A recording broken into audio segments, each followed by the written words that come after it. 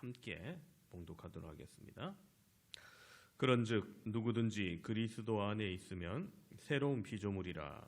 이전 것은 지나갔으니 보라 새 것이 되었도다. 아멘. 우리가 신앙생활하면서 경험하는 부끄러워해야 할 일 중에 하나가 있다면 바로 흉내내는 겁니다. 거룩한 척, 신령한 척 하는 것이죠. 물론 사람은 저마다 사회적 간섭이라는 명목이 있어서 어느 정도 가면을 써야 하긴 합니다. 그러나 성경은 우리에게 흉내내라고 말씀하는 것이 아니라 하나님의 형상을 회복하라 말씀합니다. 저는 오늘 말씀을 준비하면서 흉내내는 크리스천은 거룩을 노력하는 것이 아니라 가식을 노력하는 사람이 아닐까 생각합니다. 하나님은 우리에게 흉내내라고 하시는 것이 아니라 새롭게 지음받아라고 말씀합니다. 하나님의 형상을 회복하라는 말입니다. 창세기는 우리가 하나님의 형상을 따라 지음받았다고 증거하면서 인간의 죄로 말미암아 하나님의 형상을 잃었다고 기록합니다.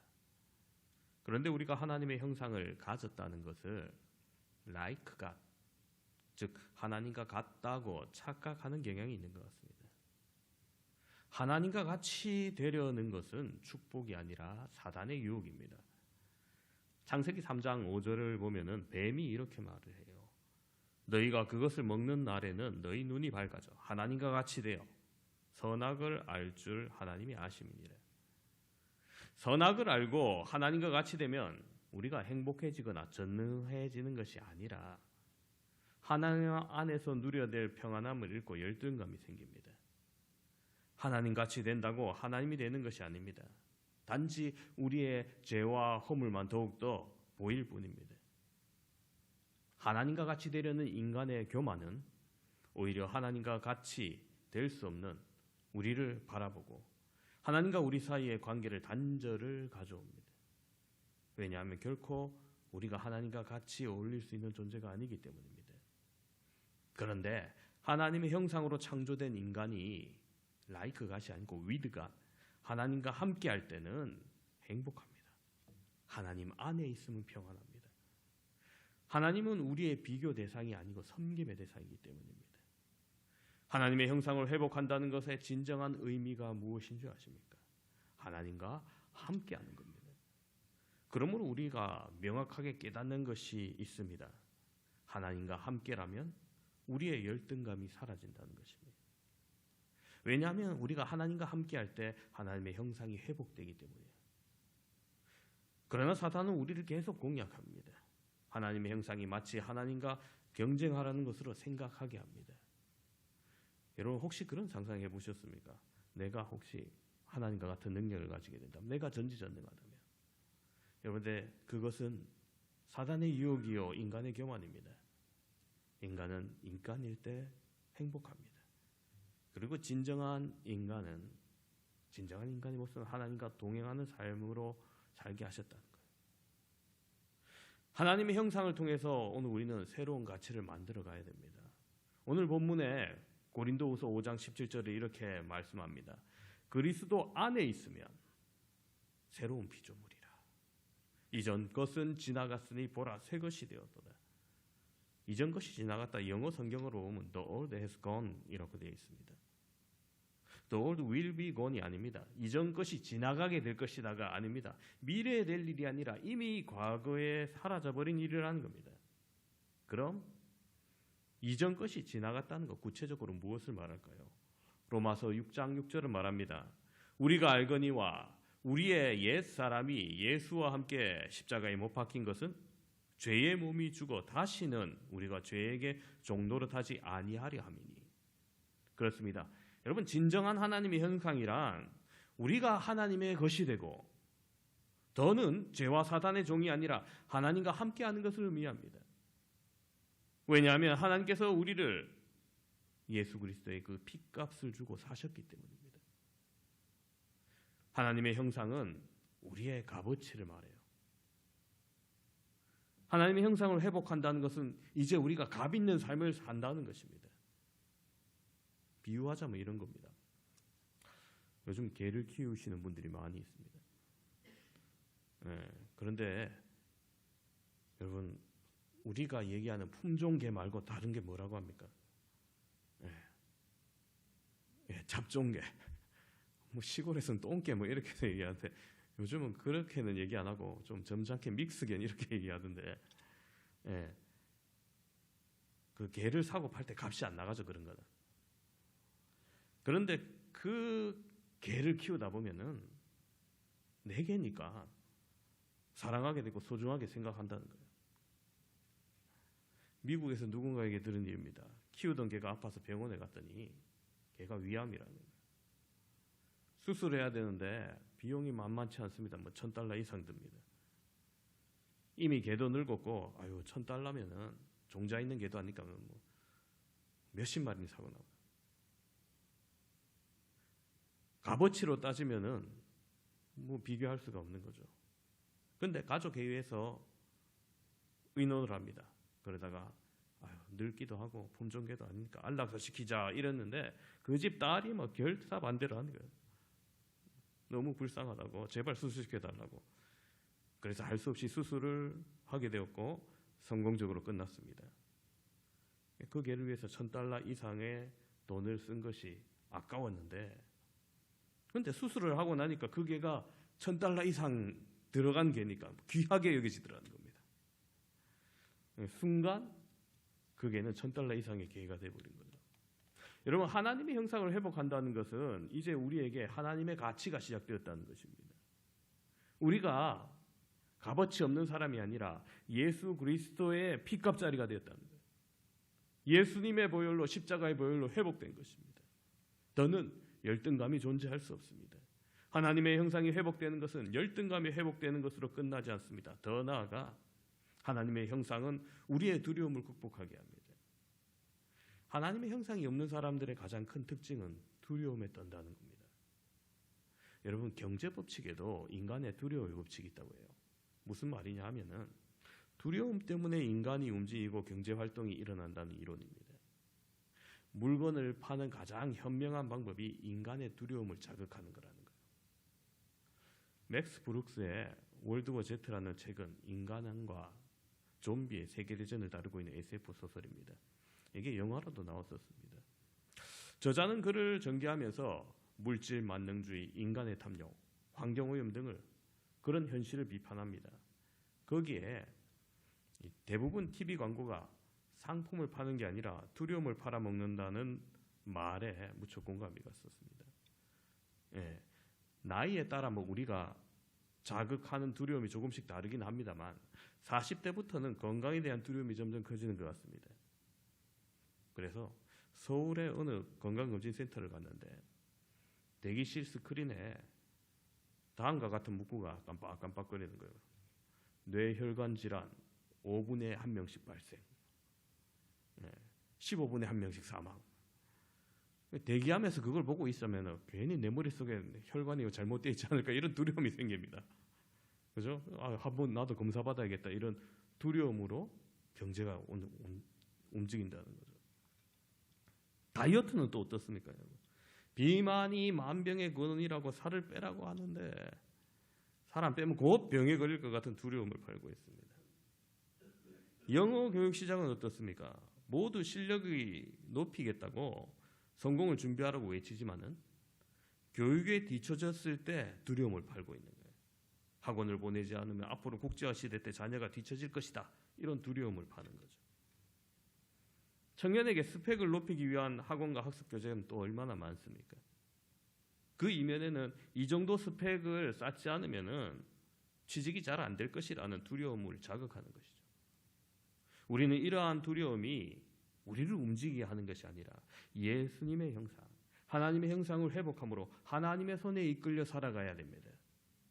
그럼 하나님의 형상을 회복한다는 것은 어떤 것일까요? 여러분, 하나님의 형상을 회복한다는 것은 비움이 아니라 체험이라는 사실을 알아야 됩니다. 많은 종교와 명상이 우리를 비우라고 가르칩니다. 욕심도 명예도 돈도 다 비우라고 말합니다. 그런데 태생적으로 우리 인간이란 비우면 다른 것으로 채웁니다. 돈에 대한 욕심을 버리면은 청빈이라는 명예욕이 우리 속에 고개를 쓱 듭니다. 아주 재미있는 표현인데요. 비워서 진공 상태가 되면 블랙홀이 되어서 무엇이든지 빨아들인다는 거예요. 이전보다 더 나빠질 수 있습니다. 그건 그렇습니다. 기독교 역사를 보면은 청빈하게 살려고 돈과 가족을 다 버리고 수도원에 들어간 사람들, 그러나 그들 사이에서 명예 때문에 얼마나 부끄러운 일들이 일어나는지 모릅니다. 저는 한국 교회에서, 우리 교회에서도, 아니 저에게서도 빈번하게 일어나는 현상 가운데 하나가 하나님 앞에서 결단하는 내용은 얼마나 귀한지 모릅니다. 그러나 그것을 간증하는 순간에 얼마나 무서운 자기 자랑과 교만이 싹틀 수 있는지 생각해 보게 됩니다. 하나님의 형상 결코 나를 비운다고 되는 것이 아닙니다. 기독교 신앙의 과정이란 비워가는 과정이 아니라 오히려 채워가는 과정입니다. 우리의 삶에 하나님의 비중을 점점 높아져가고 하나님과 함께하는 영역이 점점 많아질 때 자연스럽게 어둠의 영역과 싸움이 일어나고 어둠이 물러가는 거예요. 그래서 어거스틴은 악은 선의 결핍이라고 이렇게 정의했습니다. 선이 가득 채워지면 결국 악이 없어진다는 겁니다. 또한 하나님의 형상을 회복한다는 것은 모든 상황에서 적절한 반응입니다. 하나님 안에서의 적절한 반응이에요. 미국 이민사회에서 성공한 한인들이 망가진 이야기를 들었습니다. 처음에는 그렇게 열심히 일해서 돈을 법니다. 우리가 어떤 민족입니까? 군면성실한 민족이에요. 그런데 그렇게 열심히 일했는데 이제는 삶이 허무해서 도박을 하고 중독을 하게 돼요. 그렇게 살아왔던 삶이 너무해서 다른 이성도 만나 가정을 벌이게 됩니다. 그렇게 평생을 살아왔던 그 채움이 결국 축복이 아니었다는 거죠. 그래서 어떤 부인이 도박에 중독된 남편을 위해서 기도하다가 자신도 모르게 이렇게 기도합니다. 하나님이 이렇게 살 바에야 차라리 남편 사업 망하게 해주세요. 그런데 정말 놀라운 사실은 그 기도대로 남편 사업이 망해버린 겁니다. 그런데 그 어려움을 통해서 하나님을 떠났던 남편이 돌아오고 가정이 회복되고 신앙이 회복되더라는 거예요. 여러분, 그럼 우리가 추구해야 될 회복된 형상이란 무엇입니까? 서론에 말씀드렸다시피 하나님의 형상이란 하나님과 같이 되려는 것이 아니라 with God, 하나님과 함께함이라고 말씀드렸습니다. 그렇다면 하나님과 함께하는 사람에게서 나타나는 현상은 뭘까요? 오늘 본문에서 말씀하고 있는 이전 것과 새 것의 차이를 분명히 하면 될 듯합니다. 먼저 하나님을 알기 전에 가졌던 우리의 마음이 어떠했는지, 그리고 하나님을 알고 난 후에 우리의 삶이 어떠했는지 비교해 보면 될 것입니다. 송영선 목사님이 쓴 머슴교회라는 책에 보면은 어찌하여와 그럴 수도 있지, 이 두 말을 비교하면서 이런 표현을 썼습니다. 어찌하여는 율법주의를 문화로 삼는 종교인의 함성이라는 거예요. 너 어찌해서 그랬느냐, 왜 그렇게 했느냐, 이제 책망하는 거예요. 그럴 수도 있지는 복음으로 사는 그리스도인들의 응답이라는 거예요. 그래, 죄악 가운데 있지만 네가 용납할 수 있지. 잘못했지만 하나님 앞에 나와야지. 그렇습니다. 여러분, 하나님의 형상이 회복되면 우리의 마음이 달라집니다. 우리에게서 하나님의 형상이 떠나가 버린 가장 극명한 형상이 바로 다른 사람들을 질책하는 거죠. 다른 사람을 향해서 어찌해서 그렇게 했느냐, 책망하는 겁니다. 사실 우리가 오늘 이 자리에 있는 것도 하나님의 용납하심 때문에 이 자리에 있는 거 아닙니까? 죄 가운데 우리가 나아올 수 없지만은 그럴 수도 있지 않은 하나님의 용납하심 때문에, 너의 연약함이 그렇게 만들 수도 있지, 다 내게로 나오라 하시는 그 하나님 때문에 우리가 나왔음에도 자꾸 잊어버립니다. 저를 포함한 많은 목회자가 교회 생활 가운데 본의 아니게 율법을 만들어내기도 합니다.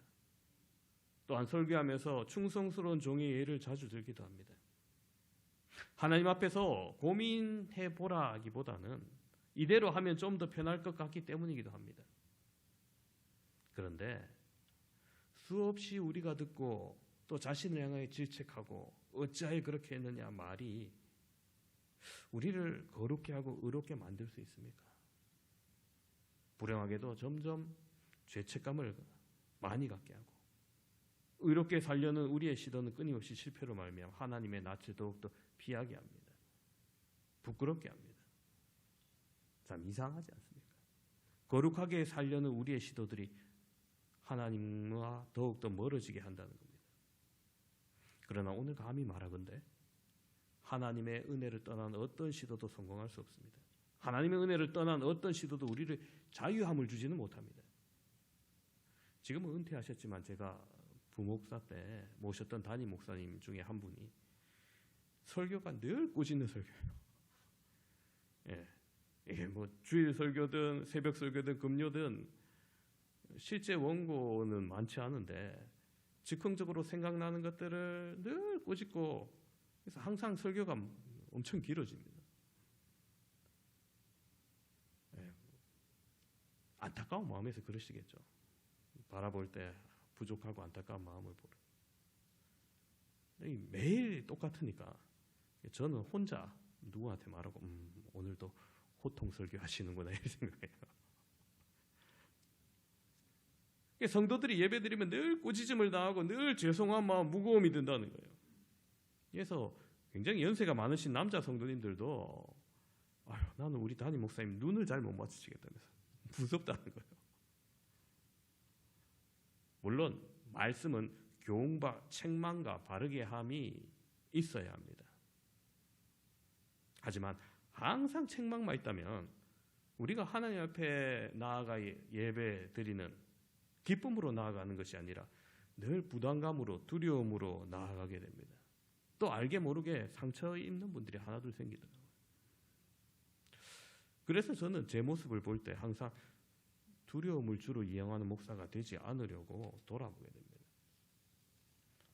제가 가끔 성도님과 이야기하려고 목양실로 청하면은 흔쾌히 오신 분도 많지만 어떤 분들은 긴장하면서입니다. 왜 담임 목사님 날 부르자면서 뭐라 할까봐 긴장하신 분들이 있어요.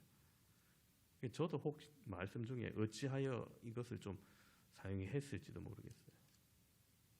그런데 하나님이 여러분 우리를 찾으실 때 그럴 수도 있지라는 용납 때문에 우리가 기쁘고 감사하고 참 염치 없지만 또 찾아오게 되고 은혜 받는 것인데 우리가 자주 그것을 잊어요. 그래서 하나님의 형상을 회복한다는 것은 우리의 마음을 회복하는 것이라는 생각이 듭니다. 회복된 하나님의 형상을 한 사람들의 삶은 어떠할까요? 우리가 하나님의 형상으로 하나님과 동행한다는 의미를 한번 되짚어 보시기 바랍니다. 그게 어떤 의미일까? 창세기 1장 27절에는 하나님께서 처음 만드신 그 인간, 하나님의 형상대로 지었다고 말씀하시지 않습니까? 그때 그 형상대로 지음받은 인간이 어떠했습니까? 벌거벗었지만 부끄러워하지 아니하고 하나님과 동행했다고 말합니다. 그래서 이렇게 생각합니다. 거룩한 하나님의 형상을 회복한 우리는 하나님 앞에서 부끄러워하지 않는 것이구나. 하나님의 형상을 가진 아담과 하와가 하나님과 동행하지 않고 만약 하나님과 같이 되려고 교만한 마음을 품었더라면 나중에 결국 그렇게 되었습니다만 결코 부끄럽지 않고 그렇게 가리지 않고 다니지 않았을 거예요. 범죄하고 나서 나타난 현상이 무엇이었습니까? 첫 번째로 자신을 가리는 거였죠. 숨는 거였습니다. 우리의 신앙의 기본기에서 소리 없이 우리를 위협하는 것 중에 하나가 바로 이런 척하는 거예요. 괜찮은 척, 되는 척, 하나님 앞에서 자신을 위장하는 겁니다.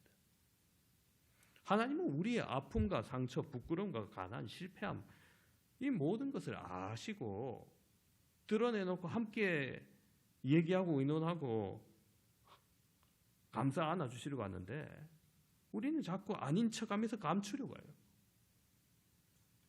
그래서 위선적인 삶을 삽니다. 그래서 거룩함을 잃어버린 공동체에서 나타나는 현상이 바로 이 거짓과 위선입니다. 그러나 하나님 앞에서 결국 진실은 드러나게 되어 있습니다. 왜냐하면 그것이 하나님의 형상이기 때문입니다. 사람은 속일 수 있을지 모르겠지만 하나님을 속일 수 없기 때문입니다. 사도행전을 보면 하나님을 섬기는 초대교회 공동체들 그것을 또한 부러워하는 아나니아와 삽비라는 사람이 부부가 있었습니다. 초대교회 공동체에 재산을 팔아서 가난한 사람을 돕는 일을 하다 보니까 사람들에게 존경도 받고 칭찬을 받습니다. 자신도 그러하고 싶습니다. 아마도 하나님을 믿지 않는 사람도 그러한 모습은 참 멋있다라고 할지 모르겠죠. 저들 사회에 진정한 기쁨이 있을지도 있겠다. 그렇게 사람들이 부러워할 만한 그런 모양이 나타났던 겁니다. 그러나 여러분 여기가 중요합니다. 하나님의 은혜가 없는 부러움과 흉내는 거짓과 타협을 생산할 뿐이라는 거예요. 사도행전 5장에 나오는 아나니아 삽비라가 그러했었습니다. 그 누구처럼 소유를 팔아 가난한 자를 돕겠다고 베드로 앞에 재산을 판 돈이라고 가져왔습니다. 하지만 얼마를 감춥니다. 그리고 그때 베드로가 말합니다. 사도행전 5장 3절 4절에 베드로가 이르되 아나니아야 어찌하여 사단이 내 마음에 가득하여 내가 성령을 속이고 땅값 얼마를 감추었느냐. 땅이 그대로 있을 때 내 땅이 아니면 판 후에도 내 마음대로 할 수가 없더냐. 어찌하여 이 일을 내 마음에 두었느냐. 사람에게 거짓말한 것이 아니요 하나님께로다. 여러분 생각해 보시기 바랍니다.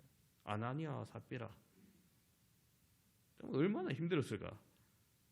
흉내 내기 위해서 내려고 하는데 아까우니까 아까운 거 절반 감추는 거 절반 내는 것도 얼마나 마음이 괴로웠을까. 이거 아까워가지고. 흉내 내려는 그들의 율법적인 삶이 얼마나 부자연스러웠을까요. 사실 하나님의 형상 가운데 분명한 것은 자유함이 아닐까 생각합니다. 거룩함이 우리의 삶에서 자유함이 나와야 되고 신앙생활의 헌신이 다른 사람 누구 때문에 아니라 하나님이 주신 은혜 때문에 나와야 하는 것이 아니겠습니까? 그리고 참 신기한 것은 여러분 되찾은 하나님의 형상도 우리가 조금만 방심하면 쉽게 잃게 된다는 겁니다. 왜냐하면 사단이 호시탐탐 우리를 노리고 유혹에 빠지게 하기 때문입니다. 하나님 앞에서의 삶이 그대로 드러내기 위해서 우리에겐 부단한 노력이 필요합니다. 그렇다면 회복된 하나님의 형상을 유지하기 위해서 우리가 어떻게 해야 할까요? 오늘 말씀의 핵심입니다. 첫 번째로 회복된 형상을 유지하기 위해서 감동에 머무는 것이 아닌 실천의 삶을 살아야 됩니다. 여러분 실천하지 않는 감동은 아무런 유익이 없습니다. 마음에 감동이 왔으면 순종해야 합니다. 자신의 양심의 소리에 우리의 귓전을 울리는 성령의 음성에 우리의 가슴에 고동치는 하나님의 음성에 우리는 반응해야 됩니다. 요즘 많이 나오는 책들 중에 하나님의 음성 듣기 이런 종류의 책들이 종종 있습니다. 중요한 것은 여러분 하나님의 음성을 듣는 것이 아니라 듣는 대로 사는 훈련을 하는 거예요. 음성을 들은 것을 실천하기 위해서 필연적으로 우리의 결단이 요구됩니다. 그리고 실천해 보지 않은 사람은 하나님의 진정한 인도하심을 경험할 수 없기 때문에 결코 하나님을 전적으로 신뢰하지 못합니다. 제가 목회하면서 다짐하는 게 있어요. 뭐냐면은 중요한 하나님의 말씀은 계속해서 반복하는 거예요. 목사님이 2년 전에 하셨는데 그래도 또 해야 된다는 거예요. 그래서 듣고 감동에 그치는 것이 아니라 삶에서 실천될 때까지 우리가 계속해야 돼요.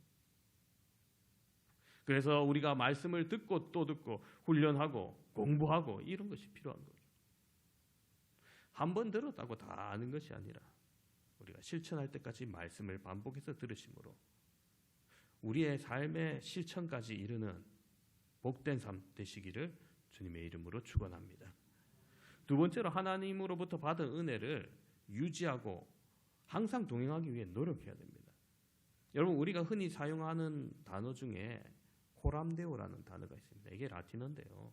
하나님 앞에서라는 뜻입니다. 하나님 앞에서 결단하고 하나님 앞에서 나를 보고 하나님이 나를 보고 계신다는 그 사실 안에서 나의 삶을 결단하는 용기가 나타난다는 거죠. 우리가 먼저 말씀 앞에 서면 하나님 앞에 있음을 늘 의식해야 됩니다. 여러분 새벽마다 큐티 본문을 읽고 우리가 해석을 하죠. 그리고 나에게 말씀하시는 의미를 찾기 위해서 하나님께서 왜 그 시대 그 상황에서 그런 말씀을 하셨는지 우리가 묵상합니다. 그리고 오늘을 사는 나에게 그 말씀이 어떻게 적용되는지 묵상해야 되는 거죠. 여러분 제가 분명히 단언하기로 우리가 하나님의 말씀을 묵상하면 하나님께서 여러분의 삶을 인도해 주실 것입니다. 하나님의 말씀이 내 발의 등이요 내 길의 빛이라고 하지 않습니까? 적어도 하나님의 말씀을 믿는다고 말입니다. 또한 하나님을 묵상하며 기도하는 시간이 필요합니다. 물론 우리가 정해진 예배 시간 또 기도의 시간을 통해서 모이는 거 반드시 필요합니다. 하지만 여러분, 하나님을 기억할 수 있는 시간은 그 시간 외에도 얼마든지 만들 수 있어요.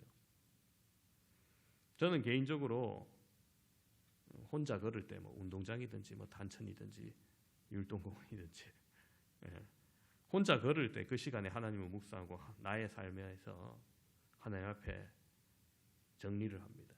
또 때로는 중보 기도해야 될 생각나는 사람들을 위해서 또한 기도하죠. 우리가 하나님과 함께 하지 않으면서 하나님의 형상을 유지할 수 있다. 여러분, 그건 착각입니다. 잃어버린 하나님의 형상, 잃어버린 영성, 식어진 은혜의 이유가 무엇인지 여러분 분명하게 물어보십시오. 무엇 때문일 것 같습니까? 요한복음 20장에 보면은 예수님께서 부활하신 후에 제자들에게 나타나신 장면이 있죠. 제자들이 모여서 골방에 모여서 있는데 예수님이 다 잠겨 있는데 그 속에 쓱 나타나십니다. 많은 제자들이 부활하신 예수님을 목격하고 믿는데 하필 그 중에 의심하는 사람이 있습니다. 누굽니까? 도마죠. 도마가 원래 의심이 많은 성격이구나. 여러분 그래 생각하십니까? 찬송가에도 의심 많은 도마처럼 막 이러니까 도마는 원래 의심이 많구나. 그래 생각하십니까? 여러분 다르게 생각할 수 있어요. 무슨 말이냐 하면은 요한복음 20장 24절에 이렇게 나와 있어요. 12제자 중 하나로서 디두모라 불리는 도마는 예수께서 오셨을 때 함께 있지 아니한지라. 어딜 갔다는 거예요. 물건을 사러 갔는지 편의점을 갔는지 잠깐 그 자리를 벗어났는데 그때 하필 예수님이 오셨어요. 근데 다른 말로 하면 예수님이 오셨을 때 하필 도마가 없는 거죠. 즉 도마는 예수님이 없는 자리에 있었기 때문에 의심하는 겁니다. 도마가 특별히 의심이 많은 성향이 있는 것이 아니라 그 자리에 없었기 때문에 예수님의 부활을 의심한다는 거예요. 그 자리에 없으면 시험 받기 쉬운 겁니다. 여러분, 예수님이 오실 그 자리에 여러분이 있으시길 바랍니다. 기도의 자리, 예배의 자리, 여러분 항상 그 자리에 있길 바랍니다. 내일부터 시작되는 특세에도 여러분 그 자리에 있기를 바랍니다. 그리하여 예수님과 동행함으로 하나님의 형상을 회복하며 또한 잃지 아니하기를 간절히 소망합니다. 세 번째로 우리가 하나님의 형상을 회복된 형상을 유지하기 위해서 물질에 시험 들지 않도록 이것도 훈련이 필요해요. 우리가 새로운 피조물이 되었다는 게 무슨 의미입니까? 우리가 예수와 함께 죽었다는 것이 무엇입니까? 우리의 가치와 옛 삶이 죽었다는 거 아닙니까? 새로운 가치관을 가지게 되었다는 겁니다. 물질은 우리에게 가장 큰 시험이 될 수 있습니다. 왜냐하면 물질만큼 우리가 민감하게 반응하는 것도 없고 물질만큼 구체적으로 우리에게 시험이 되는 것도 그다지 많지 않기 때문이죠. 조금 역설적일지 모르겠습니다만 여러분 물질을 가지고 하나님을 시험하는 사람이 없었으면 좋겠어요. 헌금을 가지고 하나님을 시험하지 말라는 겁니다. 제가 보아온 신앙생활, 제가 보아온 하나님은 여러분 물질을 부으면 채워주시는 하나님이십니다.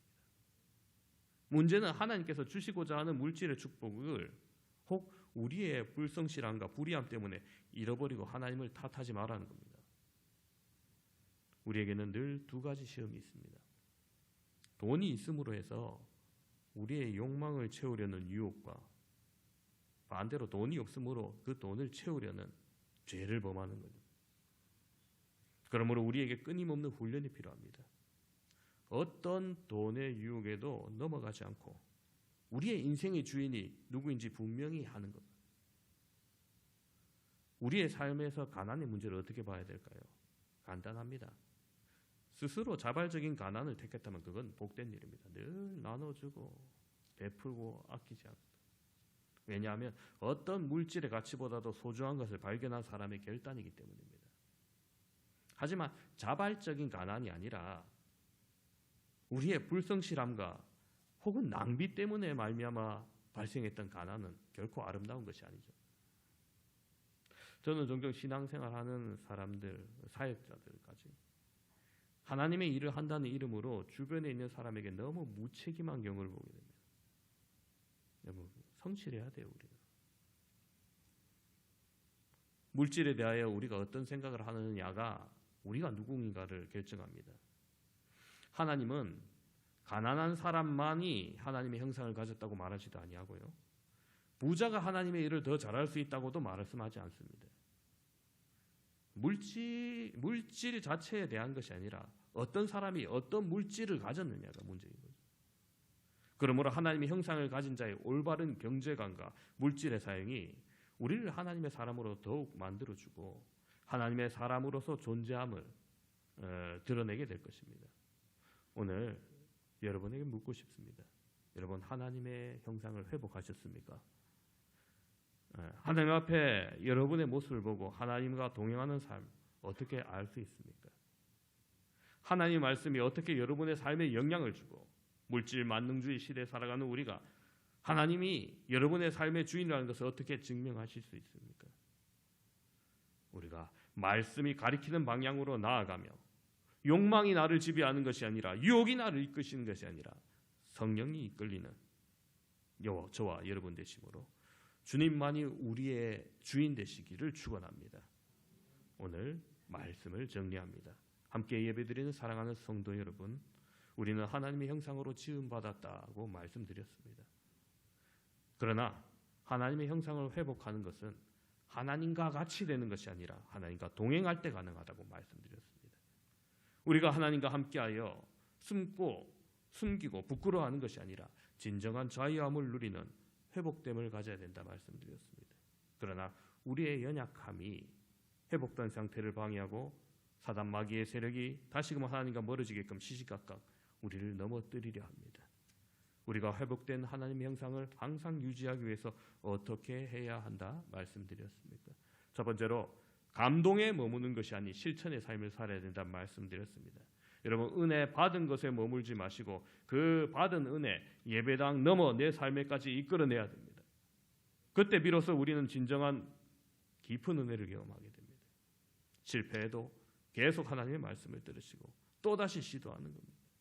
반복해서 훈련해서 우리가 하나님의 말씀을 접할 때 조금씩 변화됨을 경험하시는 여러분 되시길 바랍니다. 두 번째로 하나님께 받은 은혜를 유지하고 항상 동행하기 위한 노력을 해야 된다는 겁니다. 하나님과 동행하기 위한 시간이 필요합니다. 구분된 시간, 기도의 시간이 있어야 됩니다. 하나님의 말씀이 나를 인도하고 하나님께 내 삶을 아뢰일 때 우리는 하나님과 동행하는 것입니다. 하나님께서 함께 하시는 그곳에 내가 있기를 소망합니다. 세 번째로 물질에 시험 들지 않도록 훈련해야 된다 말씀드렸습니다. 여러분 물질이 풍족하다고 시험이 없는 것도 아니고 물질이 없다고 유혹이 없는 것도 아닙니다. 중요한 것은 우리가 물질에 대한 생각이 어떠냐인 겁니다.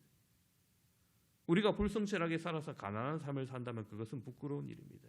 그래서 성실함으로 살 때 혹 가난이 있다면 부끄러워하지 않아야 되고 혹 부유하다면 물질을 자랑하지 않아야 됩니다. 물질이 내 주인이 아니라 하나님 나라에 내가 가진 가치를 어떻게 쓸 것인가가 더욱더 중요하다 말씀드렸습니다. 하나님의 형상을 가진 자의 올바른 경제관과 물질의 사용이 우리를 더욱더 하나님의 사람으로 살게 하며 더욱 존귀함을 드러낼 것입니다. 우리의 신앙생활이 흉내가 아니라 진정한 하나님과 동행하는 삶으로 살아가시는 저와 여러분 되시기를 주님의 이름으로 축원합니다.